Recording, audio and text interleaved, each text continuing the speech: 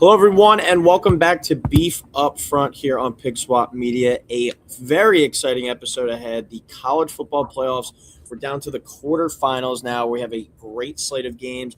New Year's Eve, we got Miami and Ohio State, and then three awesome games on Thursday. Joe, I'll be the first one to say, I think when you look at these matchups, I'm not going to be surprised at the result of any of these games. You know, maybe if we get like a 56-0 game or something, okay, sure, definitely be surprised about that. But I think you can make a legitimate argument that Miami can pull off the upset over Ohio State. Oregon, seed-wise, is the underdog, but they're favored in the game. That one, I think, is really a coin flip. Alabama brings their A game. Could they knock off Indiana? Sure. And then Ole Miss versus Georgia, I think, is a very fascinating game. We saw those two teams play earlier this season in one of the better SEC games this entire year. So I think we're set up for a really good college football playoff quarterfinal round. And then, no matter the outcome of those games, too, we're set up for a really good Final Four.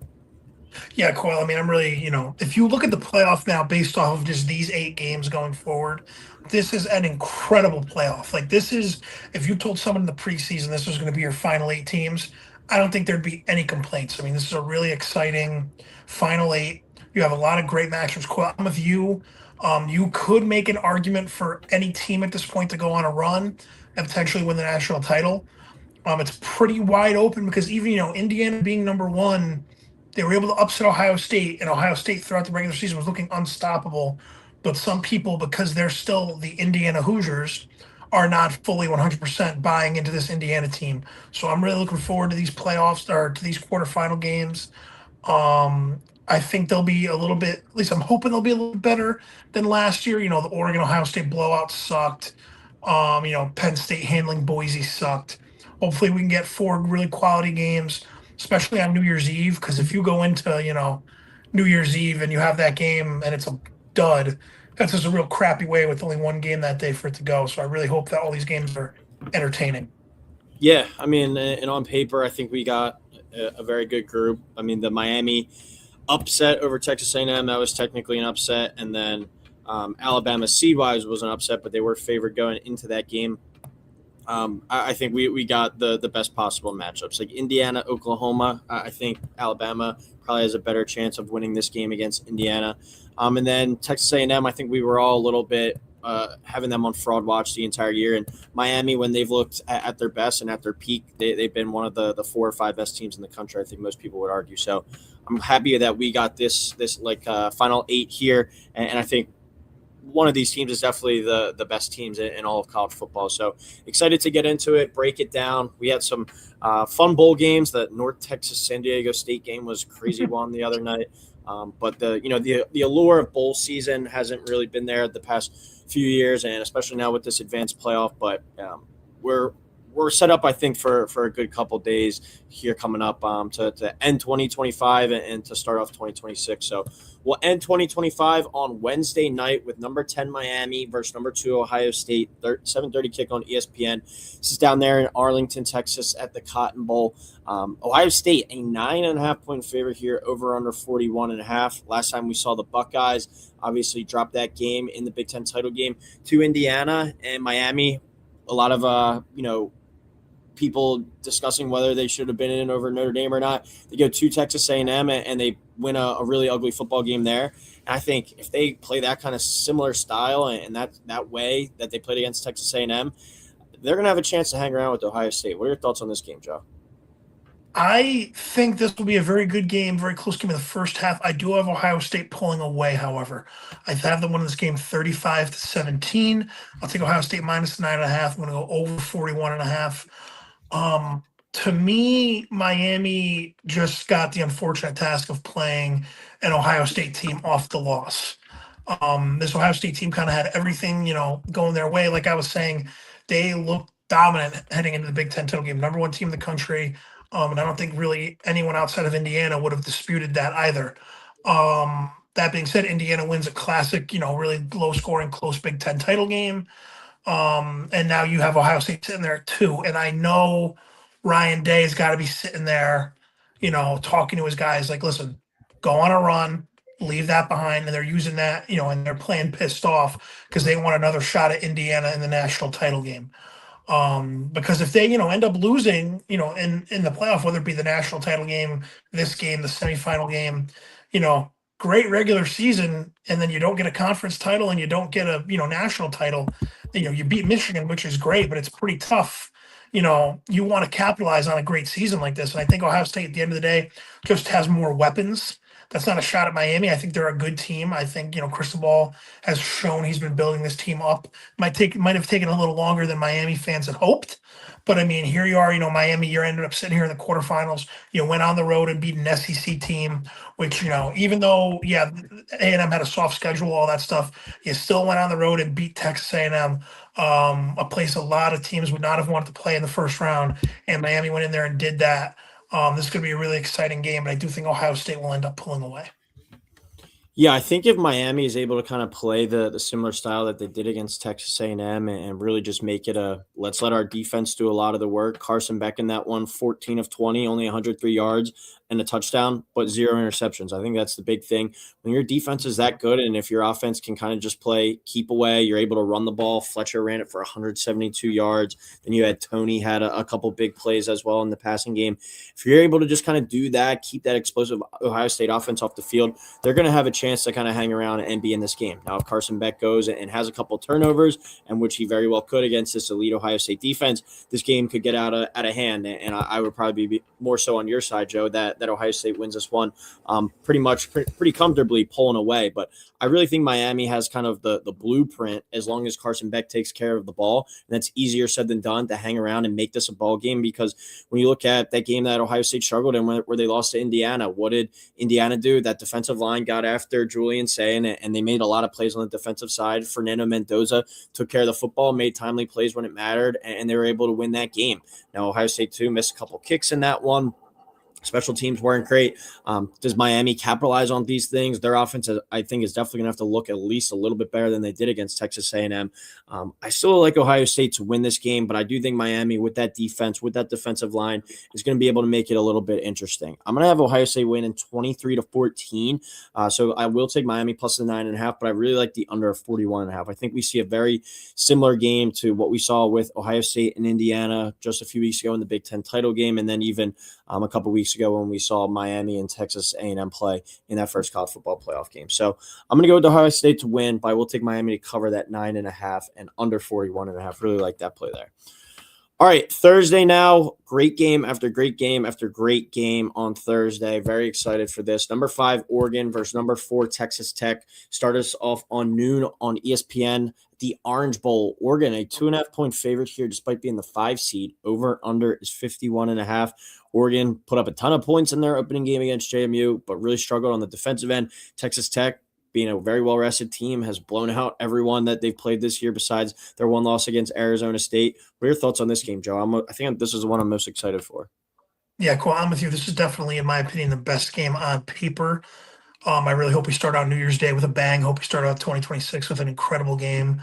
But this game, before I get down to my score, kind of reminds me, and you see it at all levels of football, whether it be in high school, the really good public school that goes in the playoffs and plays, like one of the Catholic powerhouse schools, the schools that can recruit, stuff like that. Or in the NFL, you see a team that was good in their division, but then you got to go up against, a Kansas City Chiefs type of team, a team that's been there, that's done that before.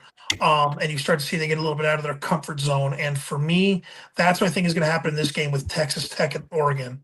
I have Oregon winning this game 42-28.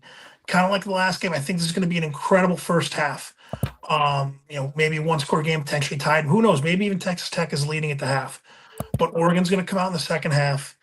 And at the end of the day, although Texas Tech has been dominant, I know they lost to Arizona State. We've talked about Texas Tech a whole lot. But if you look at their schedule compared to Oregon's, Oregon has been battle tested in the Big Ten. They have gone on the road, played in these really big environments. I know, Penn State, kind of fell off after that Oregon game, but they went into the whiteout and won that game. They went, on the road, against Iowa in weather, won that game. They played the number 1 team in the country. Granted, they lost that game, but they still played the number 1 team in the country. Whereas Texas Tech has been dominant, but at the end of the day, they beat BYU and Utah. But outside of that, no other teams. I guess Houston finished the year ranked, but their schedule ultimately, in my opinion, not as strong as Oregon's.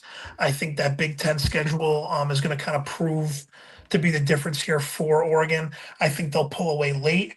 I have Oregon minus a 2.5, and once again, I love the Oregon over. Last week, or the last round, I should say, the JMU Oregon over was my favorite bet on the board. Oregon hit it by themselves, kind of like I was saying. I'm not saying they're going to hit 51.5 by themselves, but I think this will be a high scoring game. And I think Oregon will end up pulling away late in the second half.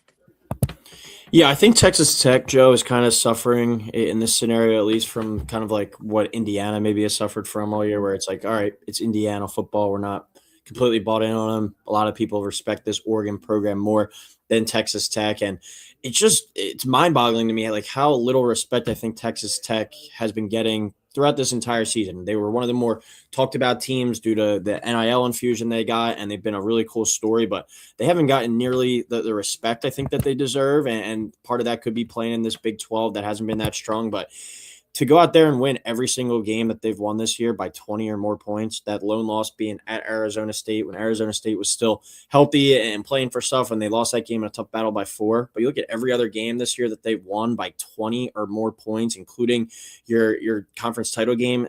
There's something to say about that. This Texas team is a damn good team, and I'm excited to see them have like the opportunity against another big boy here in Oregon.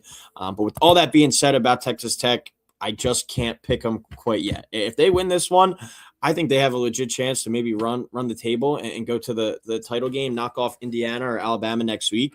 But it's one of those things. I guess I'm kind of with you. I want to see with my own eyes before I make that pick. You could definitely go out on a limb and take the dog here in Texas Tech, but I'm just going to trust Oregon a little bit more in this spot. Dan Lanning's been to the playoff now. This is their second year going. Dante Moore has shown that he's one of the best quarterbacks in the country this year. It's going to be in line for potentially the top pick in the NFL draft. I mean, that offense is super explosive. Can Texas Tech keep up with them score for score? They've shown the ability to put up points, but as you mentioned, they've done it against some really inferior defenses there in the Big 12. So I'm just going to trust Oregon a little bit more in this spot. I'm going to take them 35-31. I'll take Oregon minus 2.5, but I'm with you, Joe. I love the over of 51.5. I think we see a track meet on this one. Might be like a first 1 to 40 type of scenario wins. But I'm going to go Oregon to pull that off there by 4. All right, we go to the Rose Bowl now, 4:00 kick on ESPN. Number 9, Alabama versus number 1, Indiana. Hard to believe what we're saying that, but Indiana, a 7-point favorite in a college football playoff game over the Alabama Crimson Tide. Wild times we're in. Over under 47.5. Have not seen, I think, one single person take Alabama, Joe. Are you going to be somebody to kind of go against the grain here and take the mighty Hoosiers to suffer their first loss of the year? Yes, I am going to take plucky upstart Alabama to knock off Indiana 28-27. There's something about Indiana, and I know it makes absolutely no sense because they're undefeated. They've dominated teams. They just beat Ohio State. The team that I was talking about was the most dominant team in the country. And I don't know, maybe it is kind of like what I was saying before, where, oh, it's Indiana football. That is, the reason why I'm not fully behind them. But there's just something about Mendoza that I don't totally trust. This is the biggest game in the history of Indiana's football program. Last year they took advantage of a soft schedule. Notre Dame smoked them, is what it is. Great year last year. Now you're back. Now you're playing a team, Alabama. That win last week against Oklahoma when they were dead in the water and they could have totally quit. And who knows, maybe DeBoer goes to Michigan.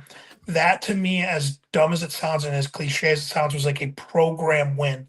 That was like an Alabama football DNA type of win. New coach, doesn't matter. The program kind of, stays the same. And I think that's going to be what carries them through. I know Signetti, has had some amazing quotes. He's done an unbelievable job. This is like in dynasty mode when you take your random team, whether it be Power 5 or a Group 5 team, to the playoff and you're the number 1 team in the country. Signetti has done that in real life with Indiana. Um, Ultimately, I don't know, and I might look like a fool. Indiana could be up 45-0 in this game. And I'll be honest, I'm going to probably end up rooting for Indiana, but I'm going to take Alabama plus the 7. I have them pulling off the upset. I'm going to go over 47.5. Yeah, just crazy times that we're in. That this is the matchup here. But Joe, you said this is the biggest game in Indiana history. You think this one is more important than that Big Ten championship? I think at this point, honestly, all of these games leading up to the national title are the most important game. Because yes, I do like at that moment the Big Ten title game was the biggest, and as dumb as it's going to sound, every game going forward will probably be the biggest game ever for them. Indiana going to the Rose Bowl, even if they were to lose in the semifinals, like I don't think Indiana's ever been to the Rose Bowl before, because usually the Big Ten champ is the team that goes, unless maybe it was back in like the 50s or something. They ended up going back, like way back in the day. But this is a monumental game for that program. And it still is cool, even in the age of the playoff now, that you can at least get a Big Ten team, going into the Rose Bowl. That's kind of cool in my opinion. You're getting that in the playoff. So it's, I think this is a huge game for Indiana. But, not to be that guy, but I'm going to be the one saying every game the rest of the way, if they keep advancing, that it's the biggest game in the history of their program. So. Yeah, I think that they're gonna live up to the pressure. It seems like a team with their mentality that they're kind of built for these moments. Especially Mendoza. Say what you want about his weirdness, his quirkiness, whatever you kind of want to describe it as, but he seems to be a guy that has really kind of the command of the pulse of that team, and he does it alongside a head coach who's a psycho as well, and has the pulse of that team kind of wired. And I think Kirk Cignetti kind of learned from some of those games last year for sure. You look at the playoff game against Notre Dame, the regular season game against Ohio State. And he was able to kind of right some of their wrongs from last year. And they've been really aggressive this year. That defensive line is one of, if not the best in the country. You have the Heisman winner. You have the weapons at the receiver spot. Just the consistency of this Indiana football team compared to the consistency of this Alabama football team, I think is the biggest difference in this one. And once again, if you said that 5 years ago, people would think you just came off of planet Mars and you've never watched a football game in your entire life. But I think that's the reality of the situation. Like we saw Alabama last week, 2 weeks ago, whatever it was, in the second half against Oklahoma. Sure, they looked really good in spots there, but coming out slow like that out of the gate, I don't think you're able to come back against this Indiana team. So you don't know what Alabama team is going to show up. And I think that's the biggest thing for this one. And I think when you look at Indiana, Mendoza is going to show up. Cignetti is going to show up. That defensive line is going to show up. And I think they're able to get after Ty Simpson and cause a couple turnovers potentially in this game. So I'm going to go Hoosiers to the Final Four, 27-17, Indiana -7, under 47.5. All right, final game. Probably the one I'm looking forward to the most, besides the Oregon Texas Tech game. Number 6, Ole Miss versus number 3, Georgia. 8:00 kick on ESPN. This one down in New Orleans at the Sugar Bowl. Georgia 6.5-point favorite. Over under is 55.5. Winner of this one will go on to play the winner of the Ohio State Miami game. So I'm going Georgia here pretty comfortably, 38-24. I'll take the dogs -6.5. I'm going to go over 55.5. To me, I'll be kind of simple with my breakdown. I'm not going to get really too deep into the X's and O's here. To me, Ole Miss, it seems like kind of blew their load with Tulane. That first game, since Lane Kiffin left, they dominated a G5 opponent. I was very impressed with that. I thought Tulane was going to cover. I thought it was going to be a close game. I actually thought Tulane had a puncture's chance to win that game. I was obviously very wrong. I am not a smart person. That being said, I am going with the Georgia Bulldogs here pretty comfortably. They won the regular season meeting. I think they're going to do it again. I don't know. I think this is just a spot Georgia. Kirby Smart. They were sitting there. Yeah, Ole Miss had a tune-up game to get ready for the Dogs down in New Orleans, but ultimately, I don't know. I just think Georgia's a much better team.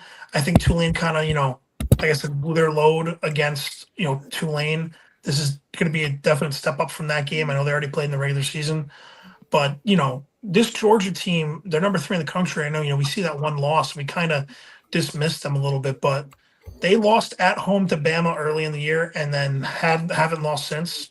And I believe, Coyle, correct me if I'm wrong, they had to come back in that Ole Miss game, right? Like Ole Miss was up. They ended up winning by 8 in that game. After that, close one against Florida, but then you dominate Texas at home 35-10. You win against your rivals in Georgia Tech. Then you smoke Bama in the SEC title game. I think Georgia is humming right now. I think they're going to beat Ole Miss. and I think this game really isn't going to be close. I think this is going to be one of those like Ole Miss maybe scores late to kind of make it interesting, but I think Georgia's going to be kind of dominating throughout this entire game. Yeah, I'm going to go against you here, Joe. I think I'm going to just kind of piggyback off my take from the first preview we did for the opening round, where I just have a weird kind of vibe and feeling with this Ole Miss team. I think that they're playing pissed off. I think that they're playing with something to prove. And like you said, they've already proven, they've already showed that they can go play for play with this Georgia team. That they had them on the ropes, and Georgia was able to come back and win it in the fourth quarter. And that's really what Georgia's been able to do all year. That's why Georgia has been able to get this far. They've been really good, like situational team in the fourth quarter. Does that magic eventually kind of wear out? And when you're playing an Ole Miss team that I think really is playing for something to prove, really playing with a chip on their shoulder amid the whole Lane Kiffin situation, they kind of have a little bit of a swagger to them. And we talked about it in that first episode where I said, I don't know what team's going to show up. They could look flat, but they came out and they came ready to play and ready to dominate that one from the first start, from the first snap, excuse me. Now, is it a little bit different having to go and play Georgia instead of Tulane? 100% for sure. But at the same time, I think they got a little bit of swagger to them and playing with this extra chip on their shoulder. I think that's something that they use. Trinidad Chambliss has been one of the best stories in college football all year. And I talk about Georgia finding ways to win close games time after time again.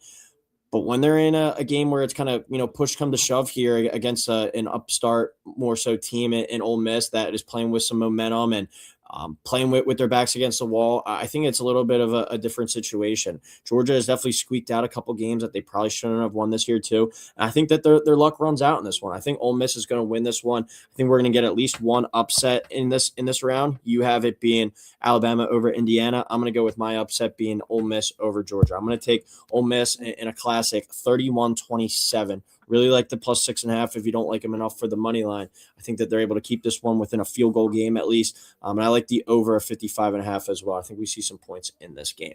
So my final four, I have Ohio State playing Ole Miss, and then I have Oregon playing Indiana. So we get a rematch from a Big Ten game earlier this year, and then Ole Miss versus Ohio State I think would be a fun one as well. Joe, you have Ohio State versus Georgia. I don't think we're going to get any complaints about that one. And then Indiana versus, Alabama versus Oregon. I think that would be a Final Four that a lot of people would sign up for either way. So dog of the day time, our favorite underdog, only these four games to choose from. I'm going to go with Ole Miss plus a 6.5. I have them winning this one outright. So I'm just going to roll with them for all the reasons I just touched on to cover that 6.5 at least.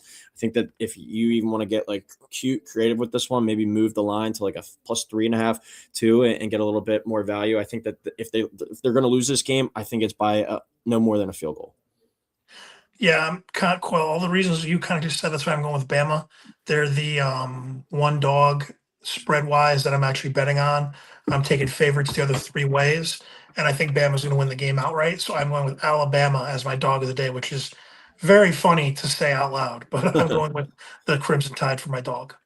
Yeah, since like 2010 or something, I think they've only been an underdog like single digit times, and most of those are to Georgia. And this is the biggest one that they've been an underdog by. So not the same old Alabama, though. No Nick Saban walking through that door. Definitely a different situation than the past, but history is history. And think that for sure that they could pull the upset off as well. Lock of the week, we're both rolling with the same thing. Texas Tech, Oregon over 51.5. I think you and I both think this one has potential to be a shootout. 51.5 is a crazy number to me. I don't know if we're getting duped in that one, tricked in that one, but you look at both these teams with their firepower on the offensive side, and you just look at their schedules from this entire season. You go through their results. They're putting up 30, 40 points on a given week by themselves. You're able to get the other team that plays a similar style and plays in this track meet environment. I think we see some fireworks in this one. Another one where you want to move the line, get creative, maybe juice that number up to like 58.5, 60 even. I think we see this game played in the 60s. Yeah, I'm with you 100%. I think this game is going to be, a very high scoring game.